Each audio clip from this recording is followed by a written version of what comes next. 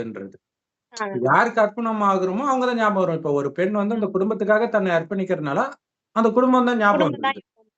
அந்த ம். மாரி பாபா கிட்ட அர்ப்பணம் ஆயிட்டீங்கன்னா, நின்னா பாபா, எழுந்தா பாபா, எல்லாமே பாபா, பாபா, பாபா. அப்ப அவருடைய நினைவு வரும். அப்படின்னு ஈஸியான வழி சொல்றாரு. சோ எந்த அ அர்ப்ப அர்ப்பணமாகிறது அப்படிங்கிறது எப்படி இருக்கணும் அப்படின்னா, அவர் என்ன நினைத்தாலும் உங்க மூலமா பண்ண முடியணும். எந்த நேரம் ம். நினைத்தாலும். நீங்க ம். அந்த அளவுக்கு எவர் ரெடியா மட்டும் இருக்கணும். ம். செம பாயிண்ட். ஆக்சுவலா இதே மாதிரியே நாளைக்கு வரதானம் கூட வரும். நானுங்கிறதே சுத்தமார இருக்கக்கூடாது. என்னதுன்றதே சுத்தமார இருக்கக்கூடாது. அப்படிங்கிற மாரி. ம். சோ அதுதான் அர்ப்பணம்ன்றது. இதுல அடிமை ஒரு அடிமை இருக்கிறாங்க, அல்லது ஒரு விசுவாசமான வேலைக்காரர்களே இருக்கிறாங்கன்னா கூட, நைட்